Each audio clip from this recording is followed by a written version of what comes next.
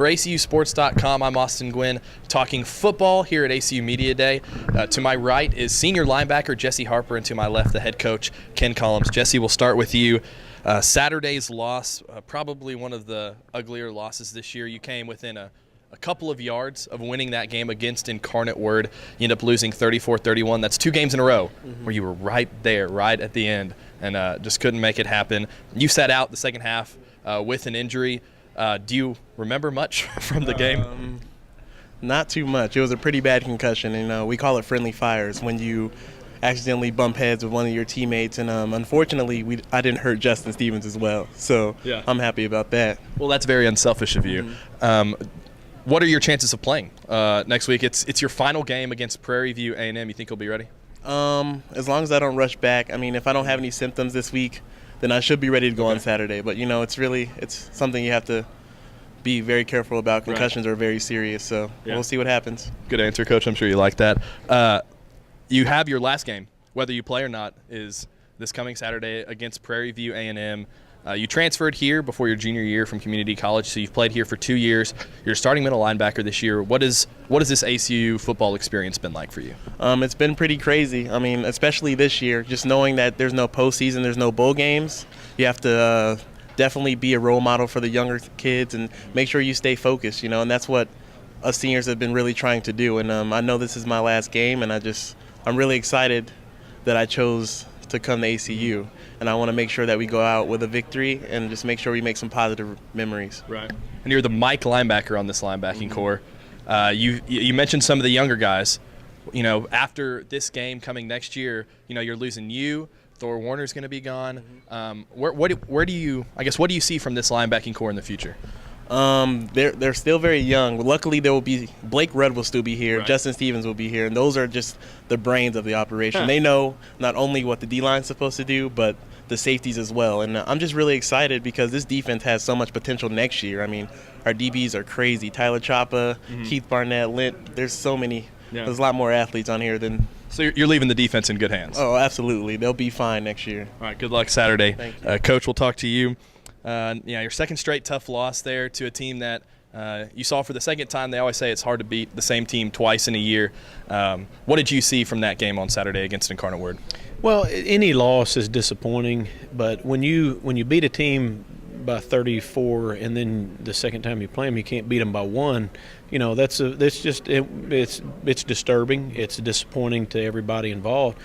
But a lot of that had to do with Incarnate Word. They played lights out. They played way better than they have all year. They made plays that they hadn't made all year. And if another team is doing that, you must match their intensity and match the quality of play. And consistently, we didn't do that. Offensively, we did okay. We moved the ball. We only had 3 possessions in the first half. That speaks to Incarnate Word's ability to keep the ball and keep it out of our hands. A couple of times in the game where it were critical moments where we had to run the ball, we were unable to do that. And you look at all of our losses this year, and at some point we failed to run the ball properly to win the game.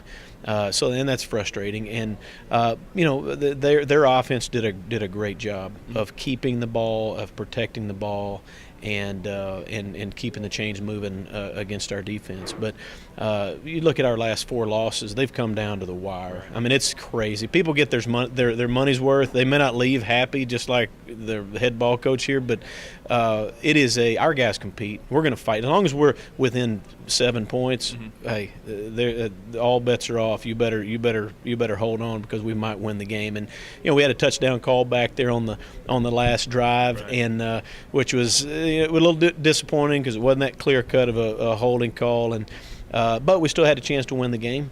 We had a guy wide open in the end zone. We're about to lob it right over the linebacker's head for the win, and the elation of the win, and all of a sudden we get hit in the back, and we don't even get a chance to kick a field goal to go into overtime. But you know what? That is sport, and that is football. It is nip and tuck, and but that's good. Those are if I'm a fan and I'm watching sport, that's what you want. You want it to come down to the wire. You want to see people battle to the end of the game. And unfortunately, we didn't make enough plays. Bottom line is, you got to tip your hat to them and to Coach Kennan, and they've done a really good job. He's progressing that program, and they're getting better. And so we should have played cleaner, and we will play cleaner this weekend against Prairie View. Yeah, you still do have something to play for against Prairie View A&M, and that's a winning season. Right now your club sits at 5-5, and it's a chance for the 8th straight winning season in ACU football. What have you seen so far out of Prairie View A&M? I know it's a team that can put up some points. You're talking about fun to watch. This game will be fun to watch. They move at a scalding pace now, and when the referee sets the ball, he better hustle out of the way, because that ball, the center's going to put his hand on it and snap it. And they average 105 snaps a game, and that's on the average. So it's going to be they're going to try to outscore you. That is, their whole program is set up for offense. And hey, we got to move it. We got to chunk it. We got to score.